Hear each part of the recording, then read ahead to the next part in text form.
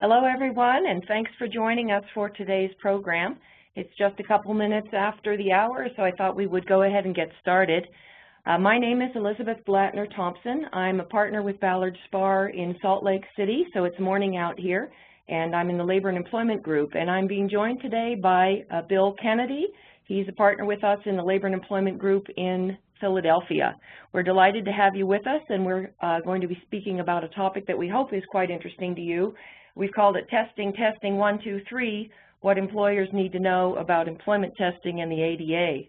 The format for the program is an hour's length, and we have about 28 slides. We'll welcome your questions. You should be able to see on your screen the opportunity to send email questions, but given the time constraints, we probably won't directly answer questions during. We might be able to, but to the extent we don't, still feel free to send them in.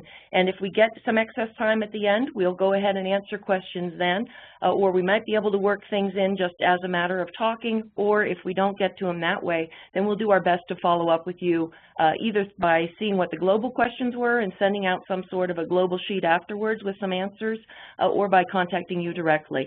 But that, I think, will work the best for everybody today. We have circulated those slides in advance, and once we are done with the program, we'll also be sending the slides out along with a recording of this webinar as a follow-up. So with that, why don't we go ahead and get started. The first thing we want to talk about that there are a number of types of tests. There are many different types of tests that employers use, and you guys are probably quite familiar with them. They don't all fall in the ADA area. There's going to be a list here, and I just ask the people doing the slides to go ahead and get them all showing. As you look at these, you'll see, okay, I'm familiar with some of these, whether it's a medical exam, which is something that seeks information about physical or mental impairments or health, or a physical fitness test, or a psychological personality test. That would be one that assesses the degree to which somebody has certain traits or dispositions, something like dependability or cooperativeness or safety, or that they try to predict what kind of conduct a person might engage in, like whether they're a thief, whether they're going to do stealing things, or whether they're going to be absent a lot. You might be very familiar with drug tests. You might test a person's aptitude or their physical agility. You might do some skill-based testing, things like whether or not they can really do these particular types of work that you think are involved in the job you're trying to hire them for, or some cognitive knowledge kinds of tests, which would assess reasoning and memory, perceptual speed and accuracy, things like that, skills in math and comprehension. Beyond these, of course, you might do criminal background checks, you might do credit checks, you might test for English proficiency. There are a whole lot of different tests that you might use and you might be familiar with. There are a lot of benefits to testing, and those are going to be listed here again. You might be wanting to have an effective screening tool for some of the larger employers participating today. You might get very large pools of applicants, and actually when the recession came, we got a lot of applicants for very few jobs, and if you want to pick the best, you might need a good way to screen them out. You may be focused on objective and accurate assessment of employees and applicants. Of course you want to do that because we know that subjectivity gets us into trouble, that the more objective we can be, the better off we are. Clearly, we'd like to have a link between these people that we're hiring and whether they can do the essential functions of the position. There might be a number of legal requirements that we're focusing on. There might be safety-sensitive positions, et cetera, and there may be tests that we can do that would demonstrate that a person can meet those safety-sensitive needs. And that is, again, to address safety concerns. You might want to save money. Of course you want to save money, or reduce potential legal liability. How would you do that? Well, if you do a good job of screening, a good job of selecting, hopefully you can reduce your negligent hiring claims. You might be able also to identify substance abusers. We know from the studies that people who abuse substances statistically have a higher risk of decreased productivity and a higher risk of absence and attendance and errors. There's a lot that goes with having a substance abuse problem, and if we can stop that at the outset, we're often much better off. From a whole pool, resumes may look a lot alike. You might not be able to tell just from the initial application process whether or not somebody is the most talented and highest performing. Sometimes we get overwhelmed by choices. Well, again, testing can help us with that, because there are tests we could do that might better drill down on those objective things, that might better be closely matched to the kind of job we're having, that really when we give the test, we had 4 or 5 people that we thought would be fine. We give the test and we see, no, it really is between these 2 kinds of candidates. We might also be able to avoid some liability by documenting pre-existing injuries or medical conditions, because if we get down the road and somebody starts claiming workers' comp problems, we might be able to show that, no, this isn't a new injury, or this is not primarily an injury that would fall in our lap. It's an injury of long-standing or likely to be an injury that was triggered off-site. So there are a number of reasons that you as an employer might decide you'd like to do some testing. But with any benefit, there's typically also a risk. And there are a number of potential risks that come with testing. There's legal liability, and of course this webinar is focusing on the ADA. We're focusing on compliance with the Americans with Disabilities Act, but there are a number of other legal obligations that various federal laws will impose and also state laws will impose, and that's beyond the scope of this webinar, which we just want to focus on ADA. So that is one risk. When we do testing, if we do it wrong, we can get ourselves in trouble under the ADA and under other laws. We might also spend way too much time doing testing. It's not cheap to test. We might be over-investing time and resources, and at the end, if the tests are poorly designed or poorly applied, they might not do us much good. So we spend a lot of dollars for nothing. If we're testing people who are already in the job, sometimes that's damaging morale, especially if they thought they were doing the job fine and they've never been told otherwise, and then we start testing and we tell them they're not doing the job well, which also, by the way, can cause some legal liability. If we create a test and now we say everybody has to meet it and we fire somebody for not meeting it, and it turns out that they were doing the job fine for a long time before we gave them the test, raises a big question about whether that test is adequately linked to the job or an accurate indicator of performance in the job. So morale can be impacted. It may mean that some very talented candidates won't join the initial applicant pool. Drug tests are a good example of that. Sometimes there's a lot of great talent, but they also happen to smoke pot on the weekends. You know, you'd say, well, gee, I don't want those people working for me, but actually, maybe you do, because some of these are very bright minds, and if they can keep their habits under control, and if they don't pose a safety risk in your particular organization, you may be throwing out a lot of very bright talent because of it. So these are some things that we have to think about, whether we actually will discourage certain people that we might want to have work for us from even trying to work for us in the first place. And then there's this question of limiting managerial discretion. Managers, you know, if we have good managers, we want them to give us their 2 cents. We want them to exercise discretion and think about many of the things and find the right candidate, many of the things that perhaps objective tests don't measure.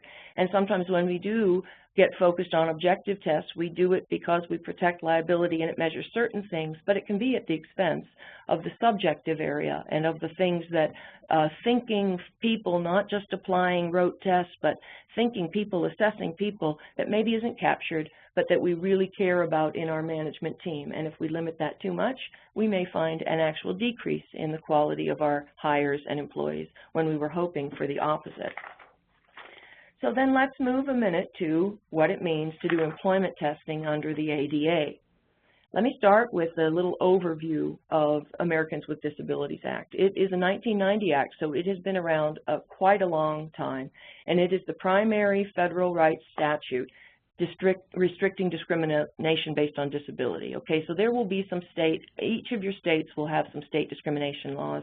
Most of those will have disability, most if not all will have disability provisions in them as well. But this is the main place we go to this ADA. Now this act looked in pretty much the same form for a lot of years until 2008, and in 2008 we got an amendment to this act, and that amendment greatly expanded the definition of disability under the act. And so we have seen with that an increase. Now don't go back to where we were.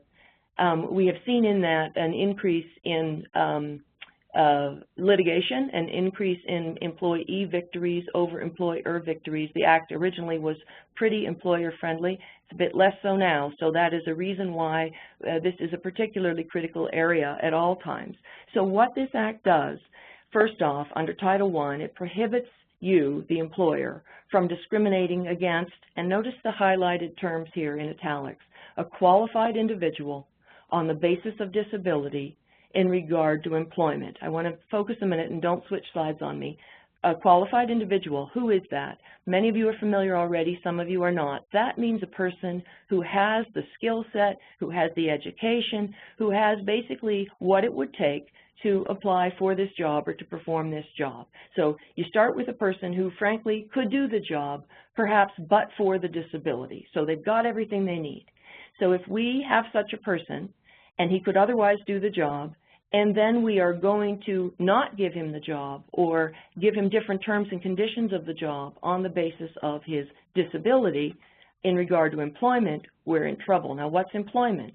Employment, as laid out in the ADA, is the whole range of things. The job application procedures, the hiring, advancement, discharge, what we pay them, how we train them, and basically anything and everything else. So when you look at your entire range of what it means to be an employee at your firm, any decision that you make within there, if you have somebody who's qualified to do it, but you are treating them differently based upon their disability, you have a problem. So let's move now to the slide that shows us what the definitions of disability are. The ADA itself has 3 definitions for disability. The first one we call an actual disability, which is a physical or mental impairment that substantially limits one or more major life activities. And again, I have italicized those terms because they have specific meaning. A physical or mental impairment is going to mean a physiological disorder or condition, cosmetic disfigurement, or anatomical loss affecting a body system. So if you're talking about your nerves, your muscles, your sense organs, your breathing, your speech, your heart, et cetera, if you have something wrong there, some sort of a physiological impairment, or shift to the mental side, if you have a mental or psychological disorder, some sort of an intellectual disability. We used to call that mental retardation. We don't call it that anymore. But some sort of an intellectual disability, an organic brain syndrome, some sort of a mental illness or emotional illness, various learning disabilities. If you have any of those things, if your employee has any of those things, and they substantially impact, that means more than a little, they have a significant enough impact on a major life activity. So what's a major life activity? Well, think about what you do every day in your life, what's normal for you to do. Okay, when you have a major life activity, it's seeing, it's hearing, it's breathing, it's sleeping, it's walking, all of those sorts of things. And you can imagine somebody who really is impaired in such things may need to do things a little differently than someone who's not impaired. So that's the first one, actual disability. Somebody also may have a record of having such an impairment. They may or may not have it now, but somewhere in their records there is some sort of evidence that such an impairment exists, and if you relied upon that and took a discriminatory action because of that stereotype or fear of the past, we'd have an ADA violation. The other would be being regarded as having this kind of impairment, and being regarded as would be you basically just assume that there is such, or you perceive that there is such an impairment with such a limitation, when in fact there really isn't, but because you acted on the basis of it, again, you'd be in trouble under the ADA. Now, there are some things noted here that are not. They may have limitations, physical or mental, like illegal use of drugs and pregnancy. Those things are not going to be ADA disabilities, but some complications from them may be, or some drug addiction, addictive kinds of things may be. Current use of such illegal substances isn't protected, but the fact you have the disease that is addictive would be. So that's what it means to have a disability under the ADA. So saying that, then there are some basic ADA rules when we're looking at the whole realm of tests that you might want to implement. From the ADA perspective, you have to comply with this. 1, the employment test, if it screens out or tends to screen out an individual with a disability, that test is going to be unlawful unless, as you have used that test, it's shown to be job-related for the position that you're hiring for or the position that you're evaluating, and consistent with business necessity. And we'll have a slide in a minute that tells us what that means. And the other thing that you must do, in addition to making sure your test can do this, that it's job-related, consistent with business necessity, you have to use and administer these tests in a way that doesn't fail to grasp the skills you're trying to test. What I mean is, if you do a test that in and of itself is going to have a disparate impact or disadvantage somebody who has a disability in the way that they sense things or can speak or can use their hands, say they can do the task, but the test that you gave them to see if they could do the task is the test they can't take, because that test actually seems to measure and they get impacted in the testing. So you have to be thoughtful about your selection and your administration, that the test you give doesn't bar a person who could otherwise do the job from doing the job because they can't get over the threshold. Okay, so then let's look and see what it means to be job-related. Job-related has to relate to the functions of this specific job, not a general class of jobs. And when we're looking at something being job-related, we get to look at the job as a whole. That is, we don't just look at essential functions, the main stuff in the job. We get to look at the whole job. Essential functions, meaning the main primary functions of the job, and the marginal functions, which I sometimes describe as the stuff that's nice if somebody can do that too, but it's really not that fundamental to the job. So job-related means this specific job, and it can apply to a whole piece of the job. So that's number one. It's focused on this job. So you can already see that some tests you might give will be way too broad.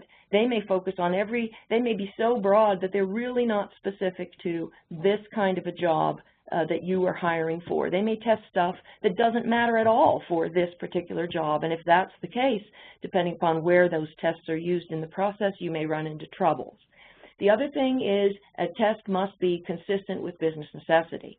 Okay, and so that is in fact established if the test links itself up with the essential functions of the position that you're testing for. So if there is in fact a good solid tie between what you're trying to test and what you need as an essential function, not marginal function, because under the ADA you can give away marginal functions. So an essential function of the job and the test. So if you have a test that excludes somebody with a disability because of that disability, and it doesn't relate to the essential functions of the job, then that test will not be consistent with business necessity. So if you've screened somebody out on the basis of the test, and they are qualified, and they have a disability, your test will have violated the ADA, and you're going to have a problem. Let's talk for a minute about reasonable accommodation. If you've gotten a test and it screens somebody out and it's job-related and it's consistent with business necessity, you think you're done. You're not done. You need to also think about whether or not the person who failed the test could have passed the test with some reasonable accommodation. Okay? So have they, in fact, is there something that we could do to modify the test? And typically, the normal reasonable accommodation law is in play, meaning that they would need to ask you for a reasonable accommodation. But you should be thoughtful about this in designing so that the people administering your test don't just say, no, I'm sorry, this is the way we always do it. That we, in fact, would have, is there a reasonable accommodation to permit the actual testing to measure the skill that we need?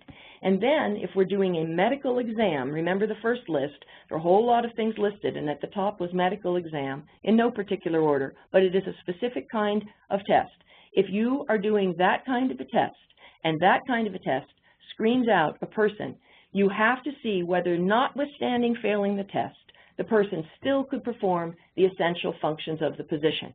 So the job itself, could they still do the job? And that's because we're thinking about reasonable accommodation. Is it possible that the test threw them out, but actually, and it's still tied and everything else, but frankly, because there's an accommodation of the job, perhaps this is not quite the right test. So if they can still do the job, we'd still need to give them the job. So with that, let's move into the area of pre-employment testing, and I introduce to you Bill. Take it away, Bill. Thanks, Babe. This is Bill Kennedy. As Babe mentioned, I'm one of our partners in the Labor and Employment Group at Ballard. Just So you know, in a couple weeks, some other members of our group are going to be doing a presentation on a more general presentation on pre-employment testing, pre-employment background checks, which leads to the question of why we focused on the ADA. We chose to focus on the Americans with Disabilities Act because the ADA really affects every aspect of the selection process, from reasonable accommodations for individuals completing applications, to accessibility to interview sites, to drug and alcohol testing, and to job-related testing and medical examinations. We are going to talk about two types of pre-employment testing over the next several slides. I'm going to focus on pre-offer, pre-employment testing, and then Babe will jump back in to discuss post-offer pre-employment testing. And there is there's a lot of significance to the timing of when you conduct a test.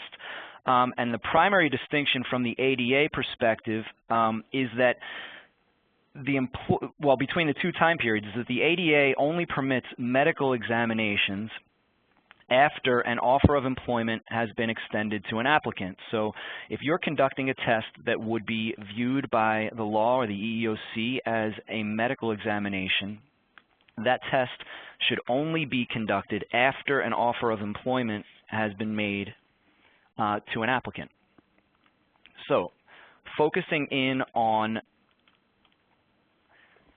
pre-employment testing, slide 14 provides some guidelines that the EEOC would use to determine whether a pre-employment test is a medical examination, which again should only be administered after a conditional offer of employment. And those are things like whether the test is administered by a healthcare professional, whether the test results are interpreted by a healthcare professional, or the employer, or the test is designed to reveal an impairment or physical or mental, or an applicant's physical or mental health. Questions about whether the test is invasive, for example, drawing blood, urine, or breath. Whether the test measures an applicant's performance of a task, which would be permissible, or measures an applicant's physiological responses to performing the test.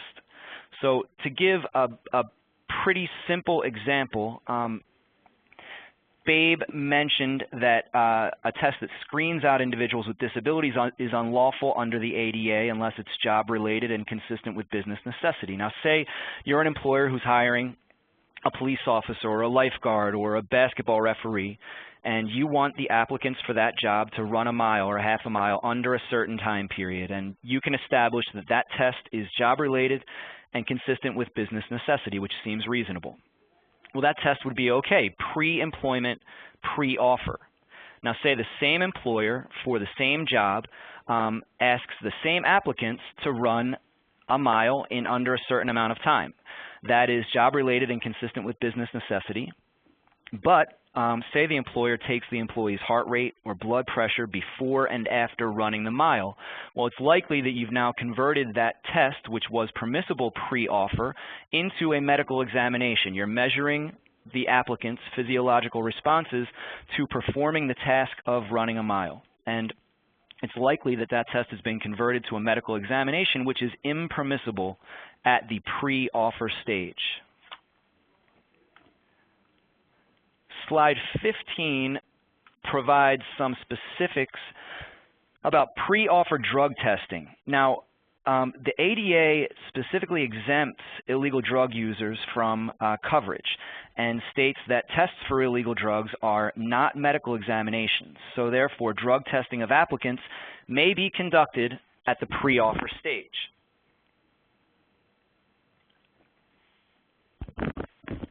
As it says on the slide, though, tests to determine whether and or how much alcohol an applicant has consumed, so alcohol tests, are medical examinations under the ADA, because remember that alcoholism is a protected disability under the Americans with Disabilities Act. The slide gives some caveats to conducting pre-offer drug testing. There are a few that I want to talk about. Two of them are on the slide. One is screening costs. Drug testing is costly, and with luck, you'll have more applicants for positions than you will offers made. So testing only offerees rather than every applicant will save you money. There's also a risk of an inadvertent ADA violation in in pre-offer drug testing. And an example of how there may be an inadvertent ADA violation is, take, for instance, an employee who has a false positive on a drug test. The ADA would permit an employer who conducts a drug test to ask that employee whether the employee is taking, or the applicant is taking, any medication that would result in a false positive. But at this pre-offer stage, disability-related inquiries are prohibited. So while an employer would be permitted to ask an employee whether he's taking any prescription drugs or legal drugs that might result in a false positive, the employer would not be permitted to delve into any medical condition related to the need for the medication. So it can be a little tricky to do any follow-up to a positive test on a pre-offer drug test. One other thing related to drug testing is that I mentioned that disability-related inquiries are prohibited at the pre-offer stage. Although current drug use, recent drug use, which will be determined by a drug test, is on limits. So an employer can not only drug test an applicant pre-offer, but can ask questions like, are you under the influence of drugs, or when was the last time you used illegal drugs? That's okay at the pre-offer stage, but delving further into an employee's past drug abuse or drug addiction can be really tricky. So questions like, have you ever used illegal drugs are okay. But a follow-up question that is something like, if yes, how often or how frequently did you use illegal drugs when you used illegal drugs? That is a potential violation of the ADA, because you may be getting into whether the employee has a history of drug addiction or drug abuse, in which case, if the employee is recovered, the employee may have an ADA-protected disability.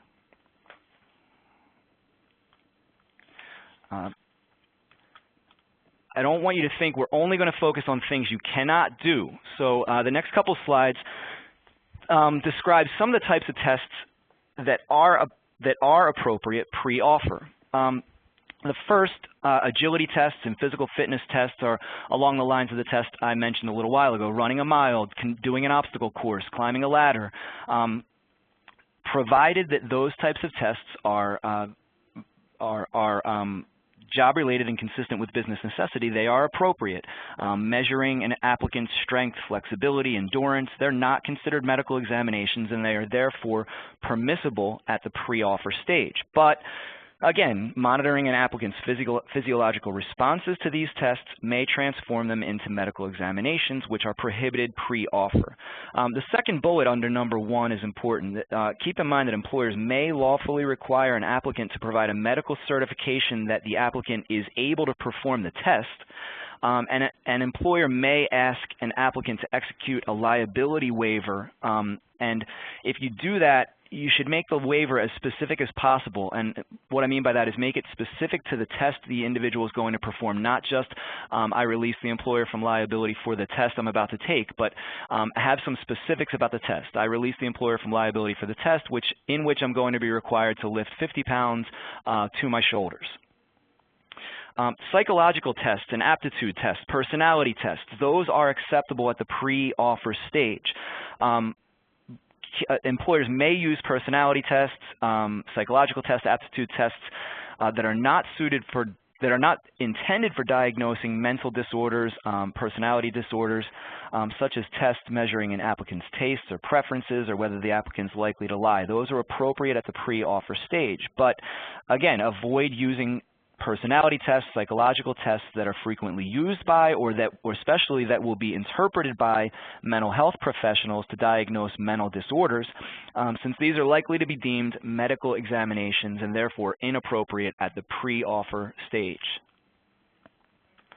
A few more types of tests that are appropriate at the pre-offer stage are polygraph tests, which we put on there. Don't feel too good, because most state laws and federal law are likely to prohibit most employers from conducting polygraph tests of applicants.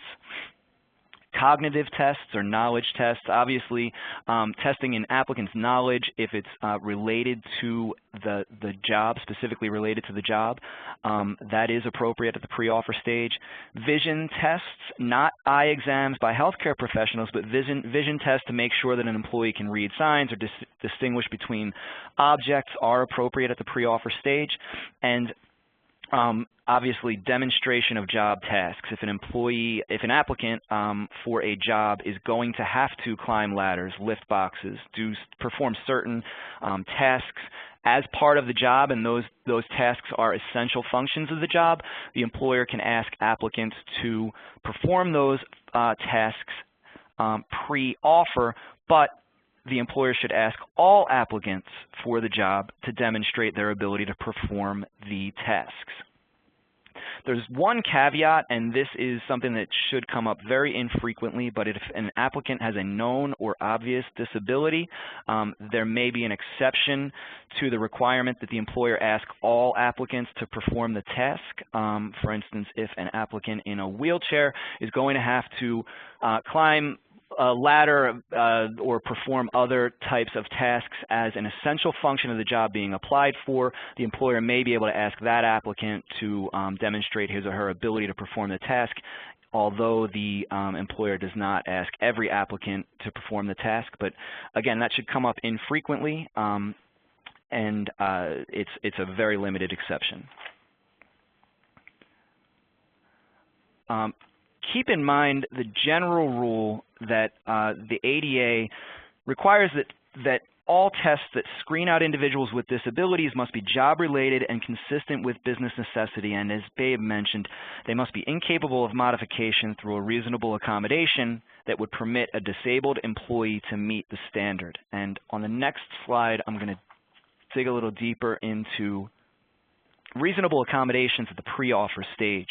Employers, as the slide says, employers must administer tests in the most effective manner so that the test does not reflect an applicant's impaired sensory, manual, or speaking skills, where those skills are not the factors the test is intended to measure.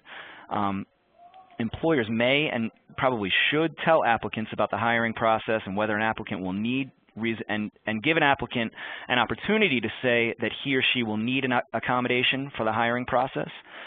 This general rule is actually summarized well in the EEOC regulations, which state that individuals with disabilities are not to be excluded from jobs that they can actually perform merely because a disability prevents them from taking a test or negatively influences the results of a test that is a prerequisite for the job. Now, what does that mean? It means that you should make sure that the test accurately measures the ability to perform the job. How do you do that? There are a lot of ways to do it, but one is if this is a test for a job that's already held by employees, have the employees perform the test. If you're trying to determine how to screen out applicants, have the people performing the job now take the test or take various types of tests, and that may be a good way to figure out how a high-performing employee would perform on this test. It also will tell you whether the skills being measured are skills that an individual needs to perform well in the job. And that is what the EEOC would call test the test. Train the testers. Make sure that the people administering the test understand what the employer is looking for, what the results you're looking for are from this test. The slide gives a couple of examples regarding an individual with dyslexia, and those are two examples that I'm going to expound upon. The first is a copy editor position. An individual with dyslexia applies for a copy editor position and is asked to proofread a document for typos. That test may screen out applicants with dyslexia or another reading or learning disability, but it may not violate the ADA because it is job-related and consistent with business necessity. Now, contrast that with an applicant for a retail manager position, in which applicants are asked to take a written test on customer service skills.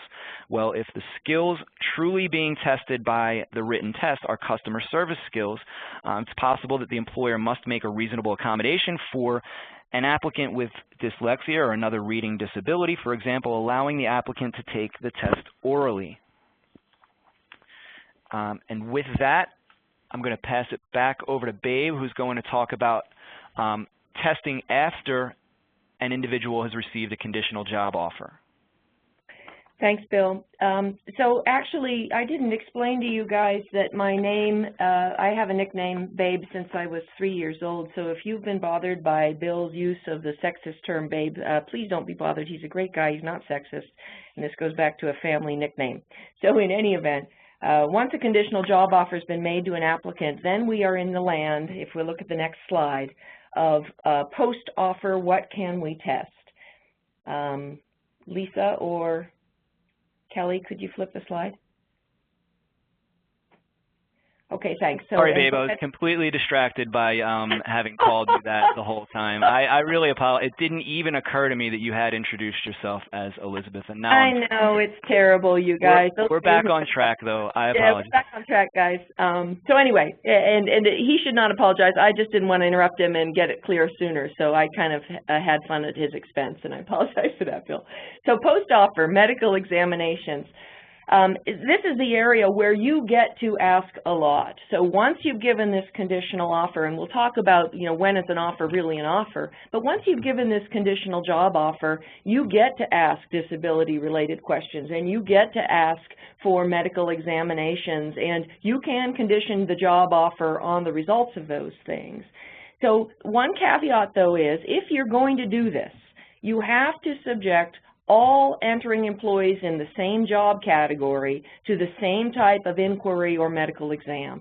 So you can't just pick and choose.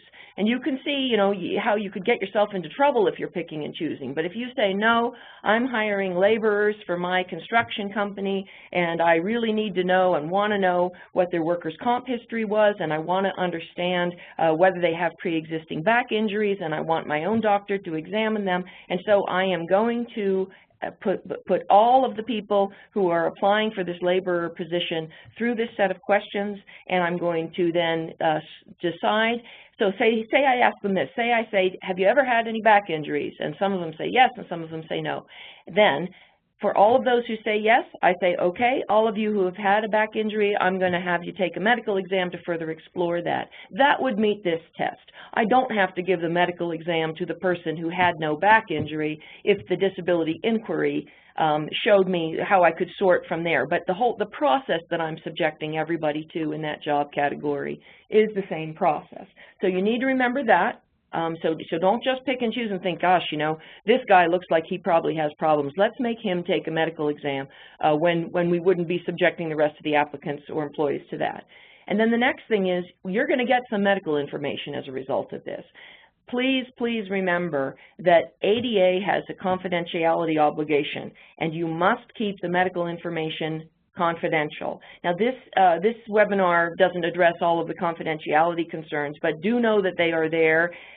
We're just mentioning here that it does impose these confidentiality requirements. If you're not familiar with those, you need to get familiar with those. At a minimum, such information has to be kept very closely, shouldn't be in the personnel file, really can only be given on a need-to-know basis.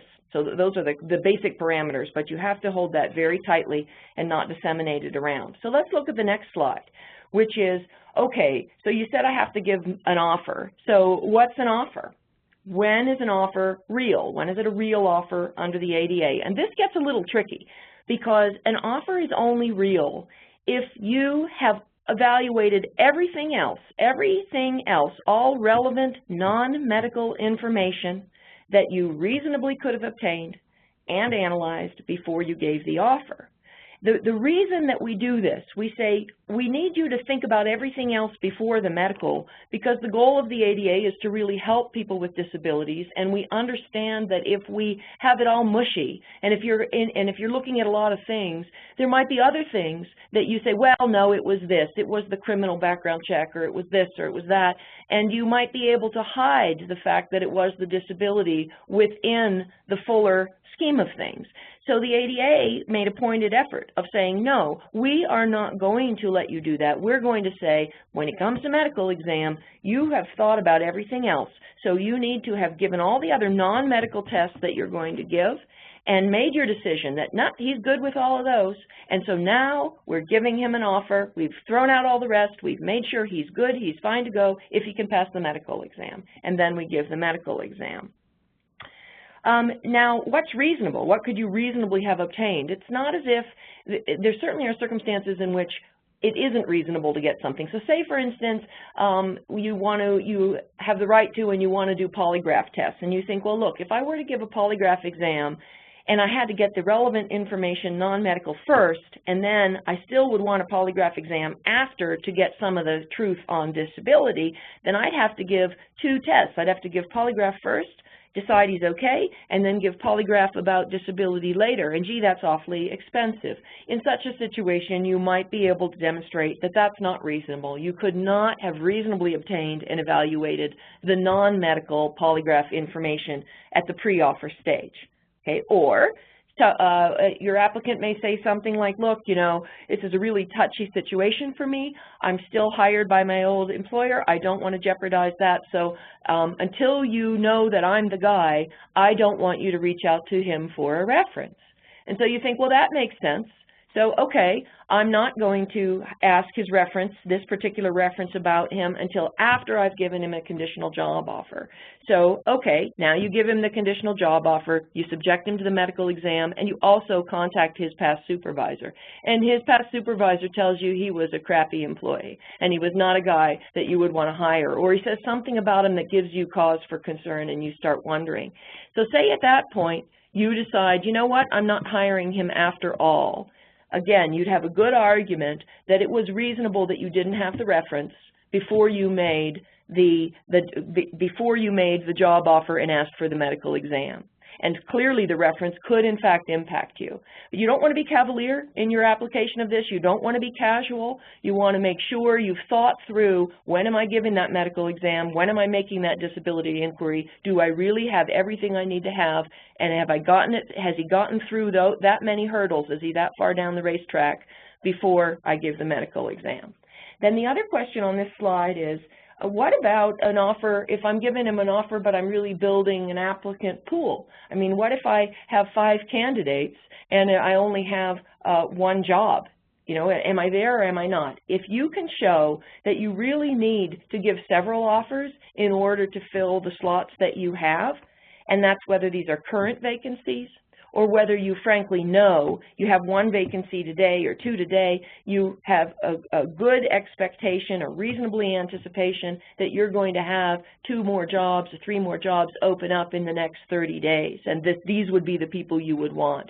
Then that, again, would be, although it's not 1 for 1, it's 1 for what you reasonably view as vacant. So that would also be considered a real offer, even though it's not Mr. Jones matches up with the position. It's Mr. Jones, Mr. Smith, and Mrs. Black measure up for the position. Okay, so that's what that slide's about. Now, one thing, when I said earlier that you could ask for the world, you could ask for a lot, that's absolutely true on medical exams. These are very different than the employment test that Bill was talking about in the pre-offer stage. We don't have to have these inquiries be job-related. They can be much broader than this specific position that we're hiring for. They don't have to be consistent with business necessity, meaning having to track completely to the essential functions of the job and having to have no other viable opportunity to get the information we need. That is not required in the administration of the inquiry or exam. So you're scratching your head and saying, so what are you talking about asking? Well, I'm saying you can ask about things like workers' comp history. You can ask prior sick leave usage. You can ask about illnesses, diseases, impairments, general physical and mental health of this person. There are some things that are much broader than this specific about this job that you can ask of this applicant. Okay, you can ask. All right, so you can get a lot more information. So say on the workers' comp, I had a client the other week ask me about the desire to screen people. Can I get information in their file about workers' compensation, past injuries, etc.? This would be the stage at which you could do it. Not earlier on, but once you've made a real offer. So you have to have, you can't rule him out on the basis necessarily. I'll talk about that in a minute. You can get this information so you can track. So if he gets hurt later, you can say, look, this is how it looked when you came in. I have this information about you. So you can go ahead and get all of that. But then you get to the second bullet, which is if you have criteria in this inquiry and in this medical exam that does, in fact, ultimately screen out an individual because of a disability, well, that criteria, that thing that is the thing that screens him out, that must be job-related and consistent with business necessity. So in other words, there may be reasons outside of am I going to hire him or not that I want some of this background information. That's going to be okay. But when it comes down to because I want to make a hiring decision on that, then absolutely that criteria has to be job-related and consistent with business necessity.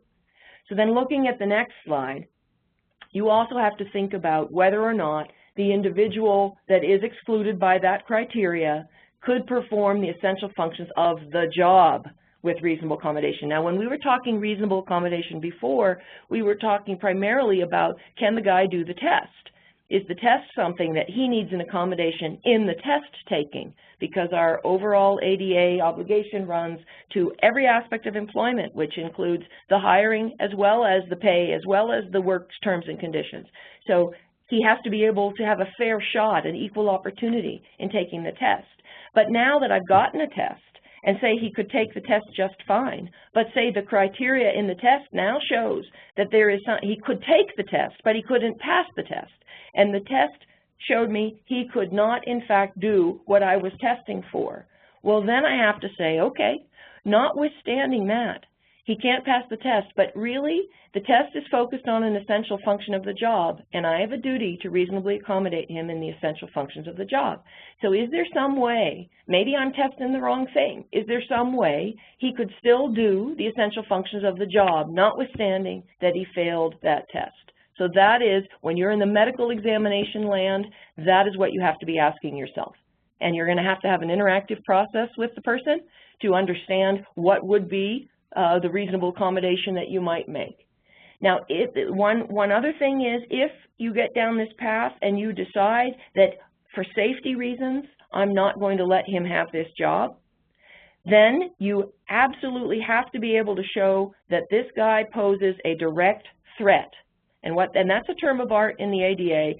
That means that he has a significant, that his working for you in this position creates a significant risk of substantial harm to himself or to others that cannot be adequately reduced through reasonable accommodation. So that it's really just not safe, and there's nothing that we reasonably can do to make his performance safe. He just is a direct threat. And if you have that, then that is a defense to a reason that you would not have hired him because he presents that level of safety concern. And so with that, I'll turn it back to Bill to talk about some testing of current employees. Thank you. And the first slide kind of makes clear, I hope, why we may seem to be belaboring this pre-employment process, but the distinctions between employers' rights at the pre-offer pre-employment stage, the post-offer pre-employment stage, and the post-employment, what you can do to your employees. Those are significant differences. As the first bullet says, after employment begins, an employer may only require medical examinations if they're job-related and consistent with business necessity. We're back to the standard that the employer has to apply to general medical examinations pre-offer under the ADA. This standard's met when the employer has a reasonable belief that an employee's ability to perform the essential functions will be impaired by a medical condition, or the employee will pose a direct threat due to that medical condition.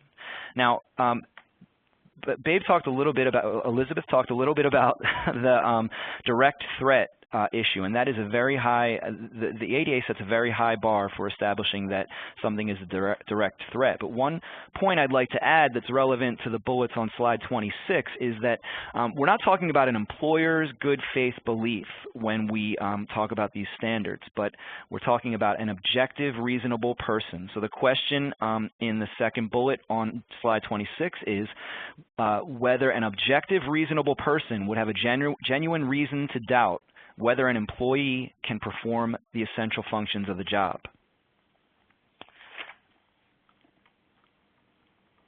I want to touch on fitness for duty examinations under the FMLA and how those are handled by the ADA. If an employee takes leave for an FMLA leave for a serious health condition, the employer may require a fitness for duty certification before the employee, or for job restoration upon the employee's return. When an employee who's been on a medical leave or leave for a medical condition seeks to return to work, the employer may make disability-related inquiries or require a medical examination, which goes a step beyond fitness for duty certification, if the employer has a reasonable belief that the employee's present ability to perform the essential job functions will be impaired or the employee will pose a direct threat. So as the slide says, the fitness for duty certification must comply with the ADA, meaning the inquiries in the fit for duty certification must be job related and consistent with business necessity.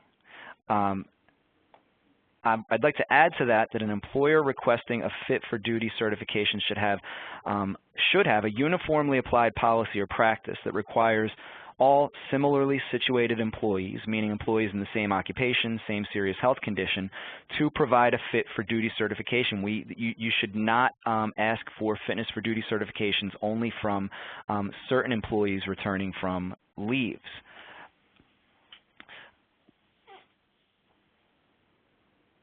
One other thing, the certification from the healthcare provider must certify that the employee is able to resume work, and the employer may require that the certification specifically address the employee's ability to perform the essential functions of the job. So while you may not be able to go much beyond the employee's ability to perform the essential functions of the job, you may request not only that the doctor says the employee can return to work, but that the doctor certify that the employee can perform the essential functions of the job, and you can provide the employee and or the healthcare provider with those essential functions.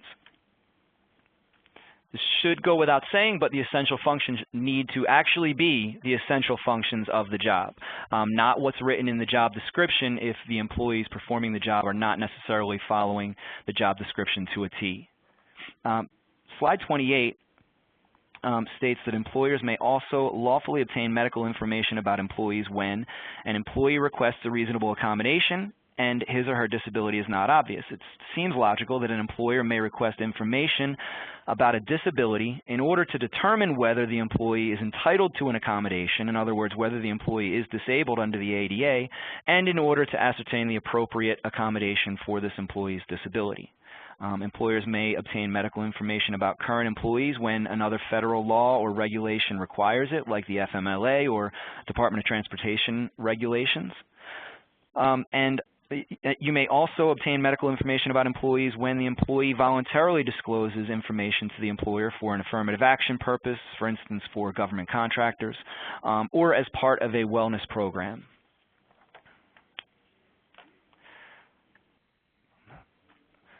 You know, Bill, I had one thought that as we were going over the ADA, Fitness for Duty, and FMLA, because I think I've had some clients that have gotten a little bit twisted up in that in the past, and it's just the notion that although the language is sounding the same on the Fitness for Duty, I just want to highlight that when you're asking him, obviously that it has to comply with the ADA, job-related, consistent with business necessity, but don't forget the FMLA piece, you guys, that's still out there, which is you cannot ask for a fitness for duty that goes beyond what he was out for FMLA. So even though you're asking, gee, doctor, can he come back and perform the essential functions of the job, it has to be tied into what he was out for. So this doesn't become your free-for-all. to just suddenly decide, okay, well, now I get a full-blown, whatever his disabilities may be, I want to know what they are, I want to know that he's able to return, even if it was for some other reason. So it gets a little complicated in here. It's a little bit of a dangerous issue. Do you have some thoughts on that, Bill?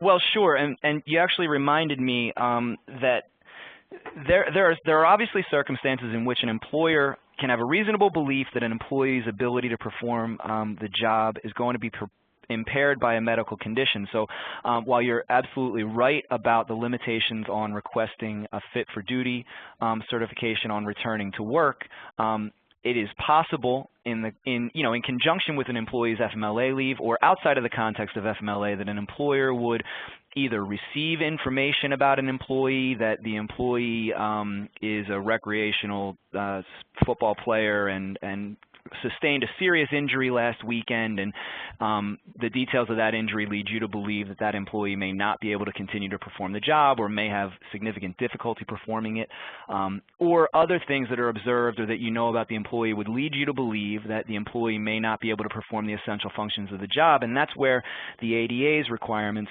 would kick in, either in addition to or outside the context of the FMLA's requirements. And under the ADA, the employer could ask an employee or make disability-related inquiries or require a medical examination related to what the employer understands to be the employee's new or non-FMLA limitation. So that was a long answer in which I agree with you, Babe. Yeah. And I see that we've gotten a couple of questions are coming in. There's one on wellness programs. Somebody has, and we are, I think, at the end of the slides, are we not? We are. Okay, great. So we have a question about wellness programs and whether there are different standards when there are mandatory wellness programs versus voluntary wellness programs. And I believe the answer to that is yes. That when there's a voluntary situation that people don't have to, you're not forcing them to engage in this medical exam, they want to take advantage, that some of the things that Bill has talked about in terms of the standards for a current employee have changed. Bill, can you expound on that a little?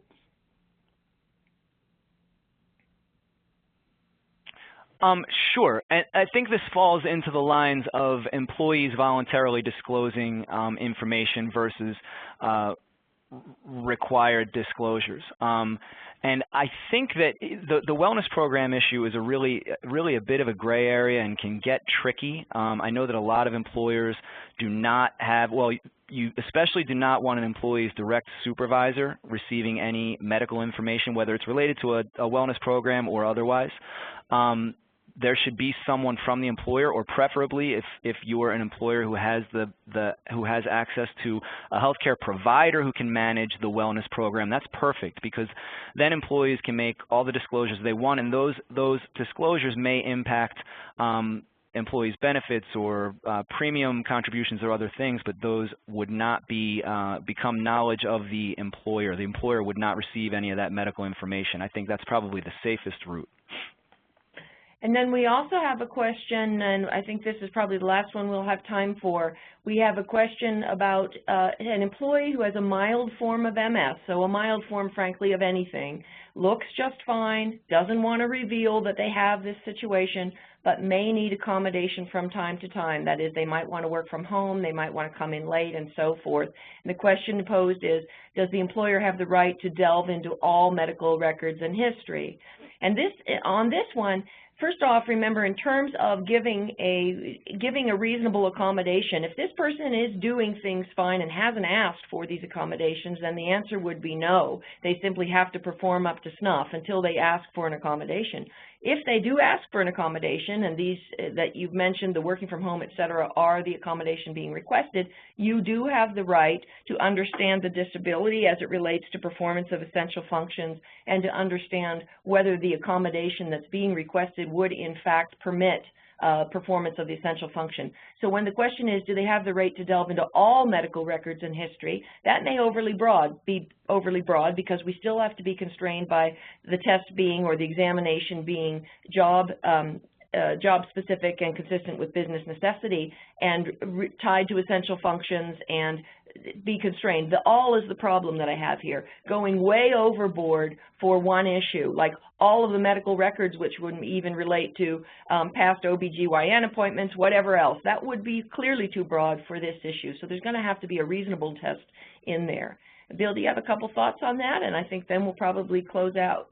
Well, yeah, and I think you hit it. The simple answer is no, that the employer may have the right to ask the employee questions about the employee's ability to perform the essential functions, but I agree if there isn't any indication that the employee is having difficulty, then you probably can't ask for anything from the employee.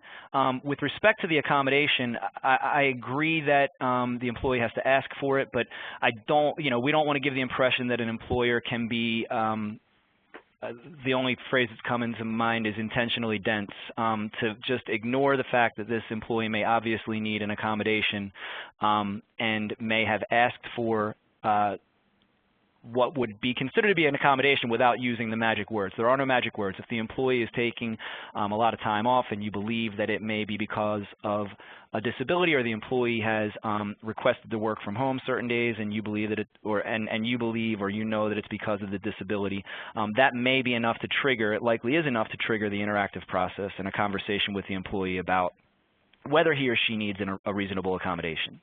And that notion about how much is needed to trigger an interactive process does differ slightly across the continent about how firmly the case law says a person needs to ask you versus how much you should intuit.